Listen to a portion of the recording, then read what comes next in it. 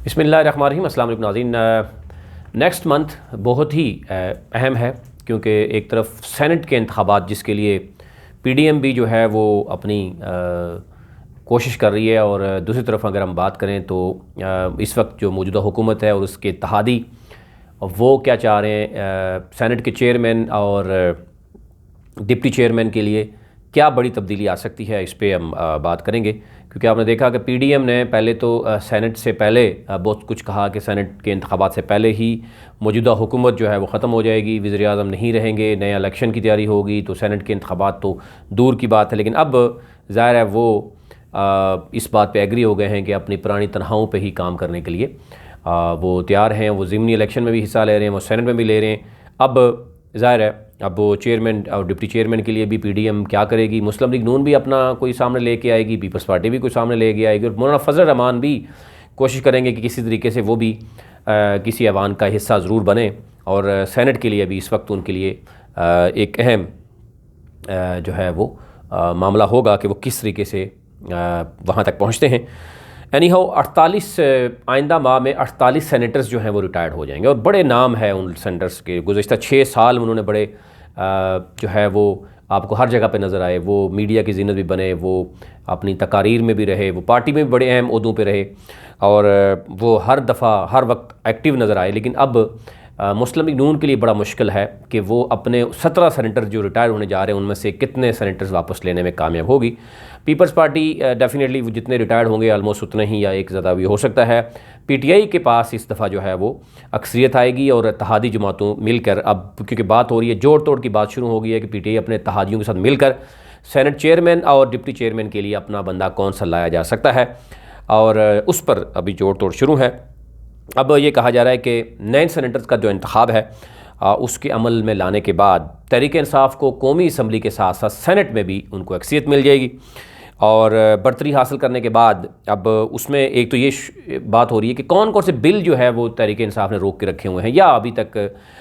उस पर पास नहीं हो रहे, और अपोजिशन को कौन कौन से बिल ज़रा खटकते हैं कि वो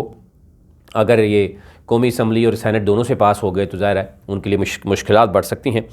एनी हो पीटीआई के हुकूमती इत्तेहाद में जो शामिल हैं जमातें, जिसमें जीडीए है, एमक्यूएम है, काफ लीग है, और बीएपी के जो मामलात हैं वो अब मुशावरत उस पर जारी है। और अब ज़ाहिर है मज़ीद हम देख रहे हैं कि जब वोट लेने होते हैं तो ज़ाहिर है आपस में मुशावरत भी होती है, गेट टुगेदर भी होता है, तो वो आलमोस्ट शुरू होने को है। अब ये कहा रहा है काफ लीग के सूबाई अरकान के दो के वोट इंतहाई अहमियत के अख्तियार कर चुके हैं। इसी तरह काफ लीग की जानब से भी आइंदा रोज़ चंद रोज़ में बड़ा ऐलान मुतवक्के है कि वो किस तरीके से इस वक्त सेनेट में लाने के लिए, अगर वो तहरीक इंसाफ को सपोर्ट करते हैं तो ये कहा जा रहा है कि उसके लिए वो पहले से एक सीट मांगने की कोशिश कर रहे हैं, वफाकी जो है वो वज़ीर लेने की कोशिश कर रहे हैं, और वो अब किस हद तक है अगर वो कायल कर पाएंगे इस वक्त जोड़ तोड़ में, वो अपना किस कदर को जो है वो कद काठ बढ़ाएंगे।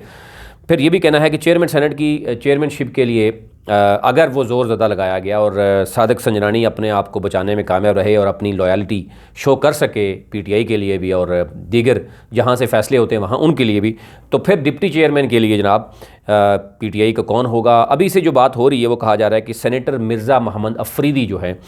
उनका नाम डिप्टी चेयरमैन के लिए भी कहा जा रहा है, तो ज़रे और है। लेकिन कुछ लोग ये कह रहे हैं कि हम चेयरमैन भी अपना लाने की कोशिश करेंगे, लेकिन कुछ जगह जो अहम एरियाज़ हैं वहाँ से सेनेट के चेयरमैन जो हैं इनको सपोर्ट हासिल है।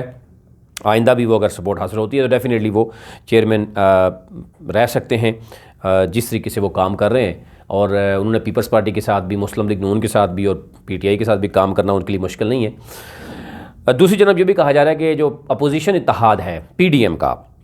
उनके साथ जो जमातें हैं उनकी जानब से भी सेनेट इंतखाबात पर जो है वो मशावरत का सिलसिला जारी है, और क्योंकि सबसे ज़्यादा नंबर जो हैं वो इंक्रीज़ होंगे वो पीपल्स पार्टी के हैं, तो इसमें अब देखना यह है कि डिप्टी चेयरमैन के लिए मुस्लिम लीग नून अपना लेके आएगी, जेयूआई के साथ मशावरत होगी, क्या वो कहेंगे, इत्फाक राय की सूरत में मुतफिका उन्होंने भी लाना है, पीपल्स पार्टी इसमें क्या रोल प्ले कर सकती है, ये सारी सूरत है। लेकिन अब क्योंकि जो ही एक तरफ तो आपने देखा होगा कि जो ये कमिंग जो बुध है इसमें क्योंकि फ़ैसला भी हो जाएगा शायद कि इंतखाबात जो सेनेट का इंतखाब होगा वो खुफिया बैलेटिंग के ज़रिए होगा या ओपन बैलेट होगा, क्योंकि लग ऐसा रहा है, जो अभी तक रिमार्क्स आ रहे हैं अदालत की तरफ से, उसमें लग ऐसा रहा है, और JUIF ने खुलकर जो है वो इसकी मुखालफत भी की है। मुस्लिम लीग नून और पीपल्स पार्टी भी इसमें खामोश हैं, पीपल्स पार्टी ने टाइम लिया था। तो लग ऐसा रहा है कि हो सकता है कि ये खुफिया बैलेटिंग के ज़रिए ही हो, ओपन बैलेट की शायद सुप्रीम कोर्ट इजाज़त ना दे। लेकिन अगर इजाज़त देती है, हो सकता है सुप्रीम कोर्ट जो है वो, क्योंकि ये कहा गया है कि सदर जो है वो मुशावरत मांग सकते हैं और पूछ सकते हैं, तो इसमें जो कोर्ट्स हैं वो क्या इसमें रखते हैं। ज़रा 5 रुकनी बेंच है, उसमें से क्या फ़ैसला आएगा ये कुछ भी कहना कब्ल वक्त है। लेकिन इंतखाबात होने जा रहे हैं, उसमें अक्सरियत जो है वो तहरीक इंसाफ अपने इत्तेहादियों के साथ मिलकर बनाने में कामयाब हो जाएगी। उसके बाद की क्या सूरत होगी, जिस पे अब PDM के लिए भी ये है, और PDM क्या चाहेगी, किस किस शख्स को वो सेनेट में लाने के लिए अभी सर जोड़ने के लिए तैयार हो रहे हैं। उसमें कहा जा रहा है कि ऐसी मौलाना फजल रहमानी के लिए क्या उनके मुस्तकबिल का फ़ैसला किया जाएगा। ज़ाहिर है वो PDM के सरबराह भी हैं। बाकी मुस्लिम लीग नून में से कौन कौन से लोग, क्योंकि 17 में से सिर्फ 4-5 लोग उनके अगर आते हैं, तो वो कौन से लोग होंगे जिनको लाया जाएगा और कौन से लोग होंगे जिनको इग्नोर कर दिया जाएगा। तो ये बड़े अहम जो है नेक्स्ट